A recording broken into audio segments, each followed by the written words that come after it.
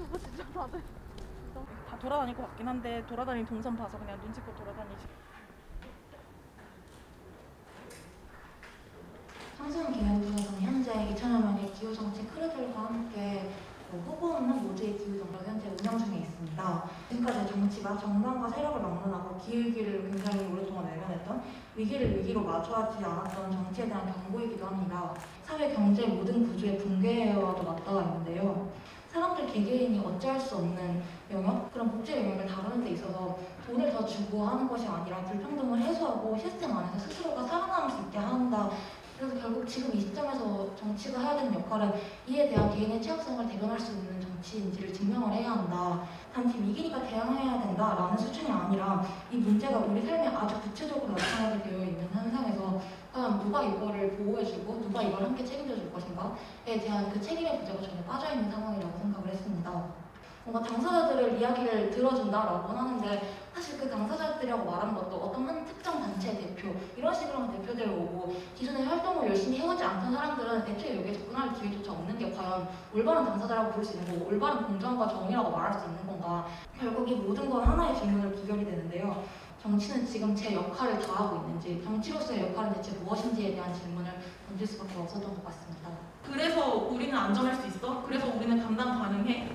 평범한 시민들은 삶을 지킬 수가 있어? 라고 물었을 때 그렇지 않다라는 정의당에서는 당론으로서 국가 온실가스 감축 목표를 절반 줄여야 된다는 말씀을 하고 계시는데요. IPCC가 제시하는 50%는 전 세계 평균 수치입니다. 국가 온실가스를 배출해 왔던 게 모든 나라가 그 배출의 책임이 분명히 다른데 선진국이나 또는 뭔가 자본에 대한 이익을 더 많이 얻은 나라일수록 온실가스 배출을 더 많이 했는데 책임은 동등하게 50%를 지라라는 것 자체가 말이 안 되고 각 나라의 탄소 예산을 고려하여 그 나라가 역사적으로 배출했던 그 책임들 또는 기후위기로 인한 문제에 있어서 역사적 책임뿐만 아니라 그런 사회 구성원들에 대한 고려, 세대에 대한 고려들을 모두 반영해서 결국엔 기후 정의에 입각한 국가 온실가스 감축 목표를 설정을 해야 하는데 지금 정의당이 제시하고 있는 50%에는 이런 가치들이 들어있는지 기후위기 대응의 어떤 방향, 정책이 제시하고 있는 방향이 단지 그냥 전 세계가 50%를 외치기 때문에 똑같이 50%를 이야기하는 건 아닌지 체제나 전 사회 시스템을 바꾸는 수준의 기후위기 대응이 오히려 지금 가장 필요하고 또 가장 위기를 막기에 가장 현실적인 기후 정치라고 말할 수밖에 없을 텐데요.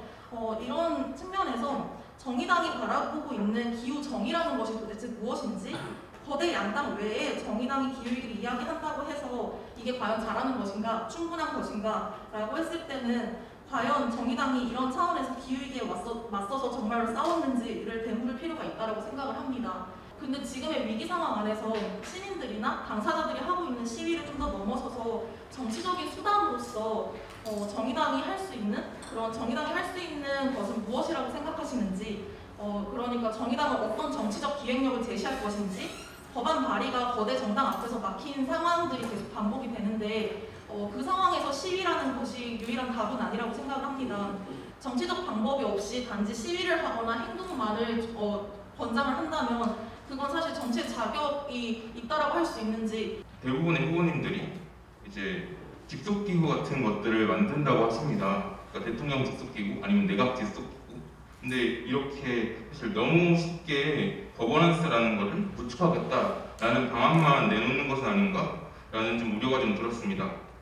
후보님들께서 말씀해주신 사실 거버넌스 구조 참여는 기존의 노동조합에서 비판해왔던 경사노위라든가 아니면 탄소 중립위원회와 무엇이 다른지 이것을 좀 여쭤보고 싶었습니다.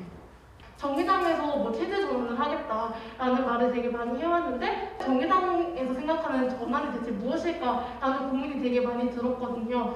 왜냐하면 전환이라는 말이 나오지만 사실상 이 전환을 우리가 어떻게 이뤄내겠다? 그리고 우리가 말하는 그 체제가 어떤 체제인지가 자세하게 나와 있지 않았거든요. 그래서 정의당 차원에서는 전환을 어떻게 바라보는지 국회에 있는 정당들 중에서 기후위기라는 말을 계속해서 외치는 정당이 정의당뿐인 건 맞지만 사실 기후 대통령, 기후 의제가 대선 국면에서 제일 중요하다라고 말하는 정당이지만 제시되고 있는 공약들이나 그런 질의를 보냈을 때 나오는 답변들을 봤을 때 이렇게 해서 대응을 할 수 없고 이렇게 해서 국민의 삶은 대변될 수 없고 지켜질 수 없다라는 게 사실 보였기 때문에 국회 안에서 기후위기를 계속 그래도 지속적으로 외치고 있는 정당임에도 좋은 말씀은 끝까지 못 드릴 것 같아요.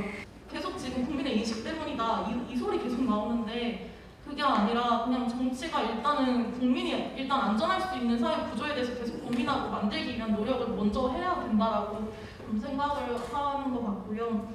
누구보다 기후위기에 대응을 정치적 기획력을 가지고 치고 나갈 수 있는 그런 후보가 좀 나왔으면 좋겠다라는 좀 바람을 전달드립니다. 감사합니다.